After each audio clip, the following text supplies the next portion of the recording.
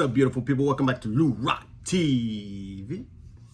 And today I was just playing with my baseball cards, organizing, top loading, and realized that I picked up these nice little vintage cards and didn't talk about them. So I'm gonna do that right now. But first, Bob, where you at?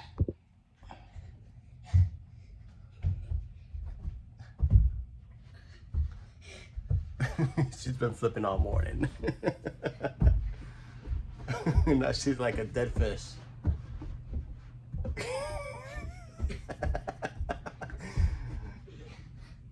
Hi.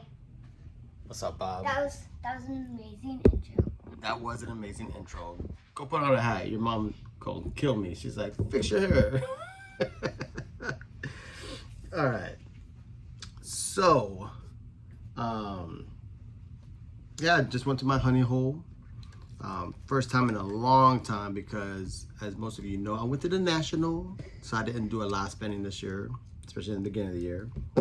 Just stuff here and there. I mean, the misfits know because we're always on our text thread, so showing what we picked up and whatnot. But for the most part, I haven't been hitting shows. I haven't been going to the flea market. So this is the first time I went to my honey hole in a long time. And he was holding some stuff for me, and that's what I was initially going to pick up. We could talk about it right now. So I went back because, you know, I had a giveaway a few months ago with a Mickey Mantle 64 Auravision.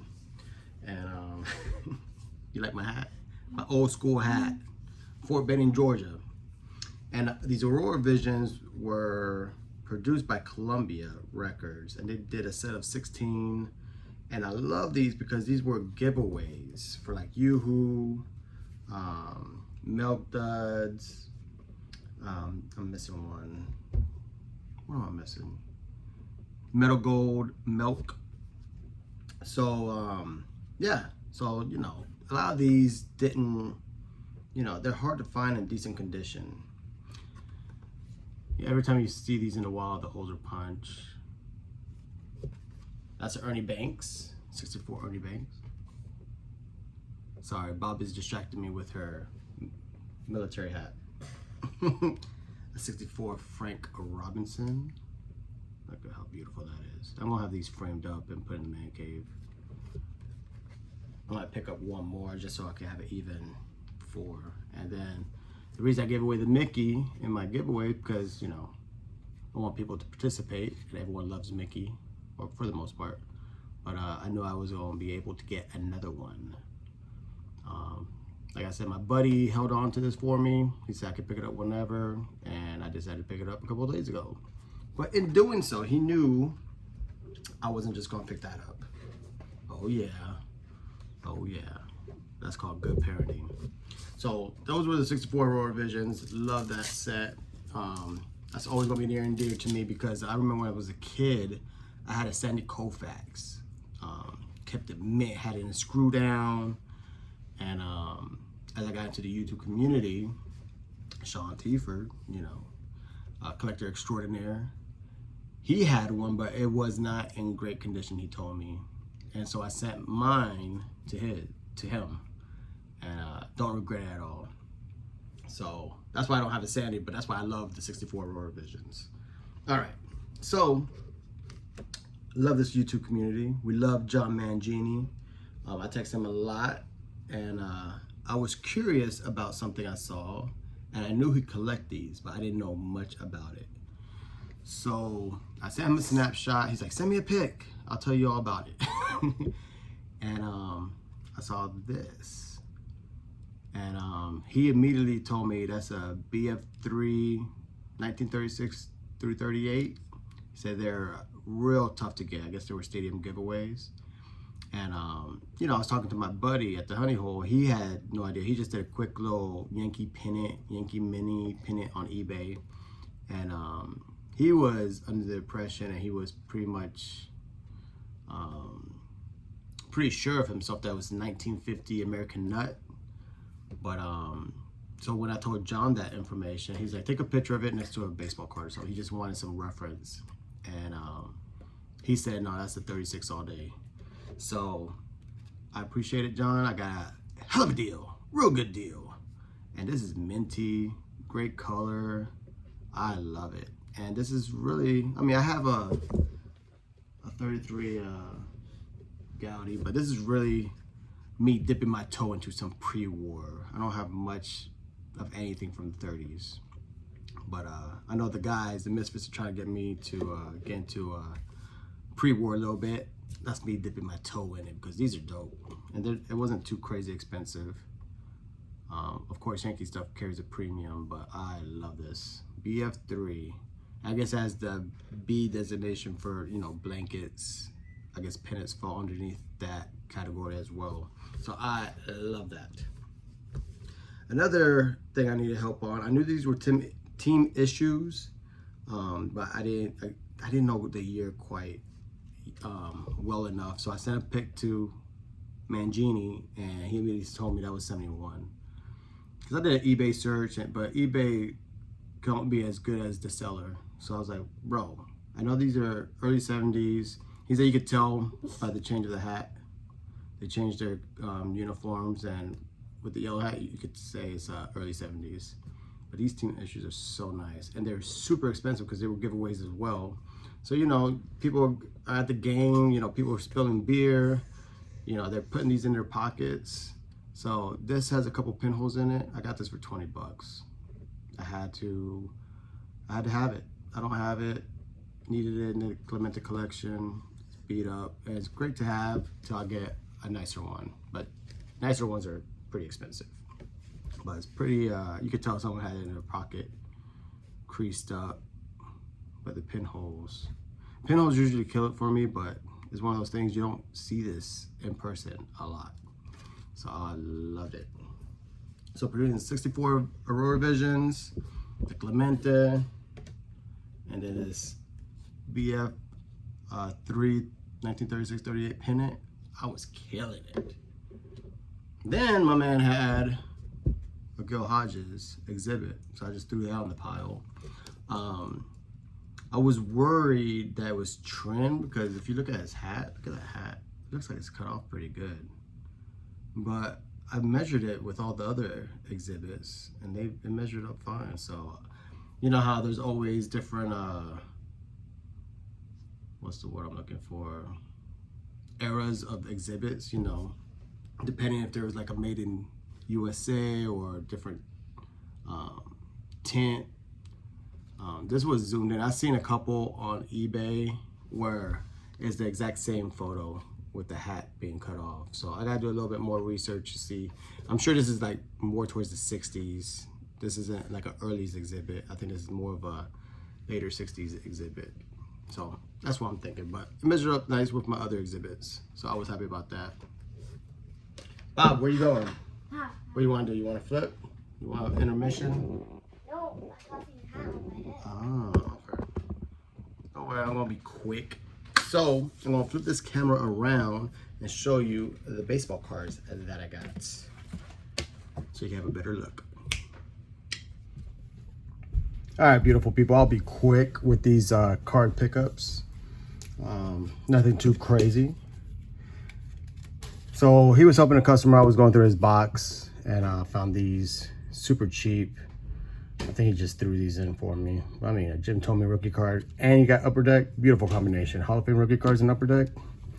That's all day. Pedro. Then the Flair Ultra. Man, when I was a kid, Flair Ultra was like triple threads or, you know, whatever is top tier. See, I still can't afford the top tier, but Flair Ultra, Upper Deck, that was like $1 a pack. That's for rich folk. All right. He had this in one of his boxes. He has them divided up by player, and he had Rockaroo, so I was going through his Rockaroos, and I have this already. Shout out to my boy Scott Maz, who hooked me up, but this was still in the wrapper, so I had to snatch this up. I'm such a sucker for Kellogg's, any Kellogg's, especially if it's not cracked. I love it. So I'm okay to have a double, especially if it's still sealed. Love those cards. Sucker for those food issues, especially the cereal. Man, my mom used to get mad at me because I used to throw my grubby paws in the box. And then she told me to stop doing that. So then I had to think about it. And then I just started emptying the whole bowl of cereal, or the whole box of cereal, into a salad bowl. And try putting that back into the box. My mom was pissed. But I got my baseball cards. All right. So future Hall of Famer. They need to get this man in. They need to get the Cobra in 74 tops. Look how beautifully centered that is. This was just in my man's box. I'm like, yo, bro, you don't even have this sleeved up, top loaded. He's like, I'm lazy. But nicely centered. Corners are a little soft, but it's the only rookie card of Dave Parker I have, and I'm happy to have it. So I'm going to be on the lookout for that because I think they're going to try to get him in. Especially, he's in bad shape. I don't know why they wait so long, because this guy should have been in the Hall of Fame a decade ago. Speaking of Hall of Famers, here's another 74 of Dave Winfield. Oh man, just beautiful card. Love it, love it, love it. Just a beautiful card. Derek Jeter's favorite baseball player, I believe. Sick. Not gonna leave those behind. And then 73 is near and dear to my heart. I already have this card. I actually given this card away on my channel and one of the giveaways I've had. But I think this one's actually centered a lot better than the one I have in my collection. So this is a keeper. This is going to the PC. Gold Cup, Hall of Famer, and 73, which is near and dear to my heart. Still debating if I should do the set. I think I'm just gonna do the stars that I like, the players that I like, and Hall of Famers, of course. Speaking of Hall of Famers, boom. I just picked up a whole bunch of 73s today. Look at that. And I think this one's in better shape than the one I have in my collection. So this is a keeper as well. From my Hall of Fame rookie card box, baby. Goose Gossage. All right, speed this up. Picked up a lot of 73s, man. He had a whole bunch of 73s and they were clean. They were nicely centered. How can you go wrong? Now, Al Oliver is not a Hall of Famer, but he should be. I mean, you got cats like Jim Rice in there. You need to put my man in here. Cobra and Al Oliver, Hall of Fame. Boom. But Dave Parker above Al Oliver. He needs to be in. It's my campaign. Starting my campaign right now. All right. He's not a Hall of Famer, nor should he be, but this picture is so dope. Look at this beautiful photography. Now, for the most part, 73 has great photography. Me and John go back and forth on this because he thinks all the cards are great. But if you look at that damn Reggie Jackson, I'll fight you on that. That's a horrible card. How you gonna do my man Reggie Jackson like that? But look at this card. This is beautiful. Another Hall of Famer, Ted Simmons, 73. Beautiful card. Nicely centered. All right, I'm back. There's a nice little 73 Lou Brock, super sharp. OC, of course, but you know me, OC cards need love too. That does not bother me. Look how sharp that card is. Here's a little Gibby. Love this card. Look at the damn sideburns. The color on these cards are beautiful, man. Registration is nice. Can't complain. Speaking of registration, look at this photo. Rockaroo, sick. There's a little edge issue right here. I think whoever had this had it with rubber bands, which was synonymous of the times. Because these weren't collectors. These weren't collector mindsets. These were kids who just want to take cards to their buddy's house, trade them, flip them. Not flip them as in to sell them, but actually flip them. My pops used to tell me about all the cards he used to lose because he was horrible at the game. And he just used to flip cards off the step, and if the card landed on the other cards, they took all those cards. That's what they used to do in his neighborhood in New York, which drove me bananas. Like, you actually slid cards? He's like, yeah, scrape them up. We didn't care. We just wanted to get your buddy's cards, so you just flip cards. I know I have another 73. Here's another 73. The Harmon Killebrew action. Look at that card. Sick. Love that. Now, I run into these from time to time, and I've convinced myself that I need to start picking all of them up. When I see it, I gotta snatch them up, even if it's OC. And this is pretty OC. But these minis are so fun to collect. And they were regionally issued, so they're a little bit tougher than the normal 75s. Here's another OC, but it's of my man Nolan. And the color on these 75s are just so nice, man. A little white there, but come on. Sick card. You gotta pick up. Nolan stuff is just stupid expensive, so when you can run into it cheap, get it. Here's a 79.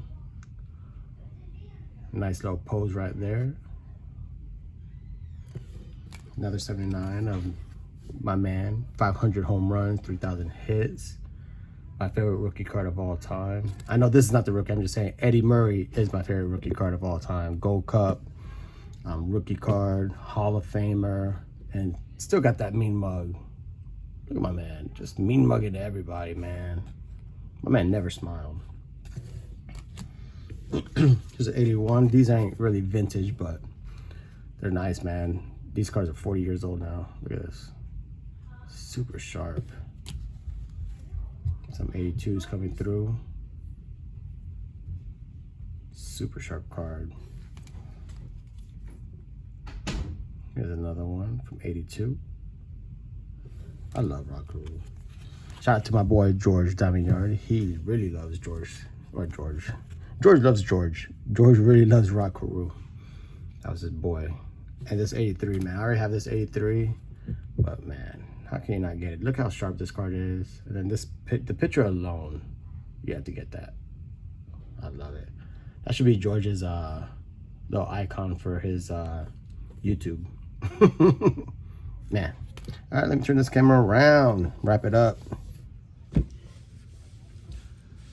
So we're back, and that is it. Yes. Just a quick little pickup video. About to watch the Yankees probably lose to the Rays again. We are falling apart. I don't know what's going on. Montas is on the mound. We need to do something. Nice putty. It's like a rose gold, fancy, schmancy putty. So, with that, peace out. Go Yankees. Go Yankees. Wait. What we're waiting for? Make sure you subscribe to the channel, give us a big thumbs up, make sure you hit that notification bell so you always know when we post more videos. Bye. Peace. Go Yankees. Special fact. Special fact. Special fact. What are we doing for special The facts? shoulder thing. The shoulder thing. Yeah. Oh my gosh, you're killing me. Special effects. Special effects. Try to turn it off.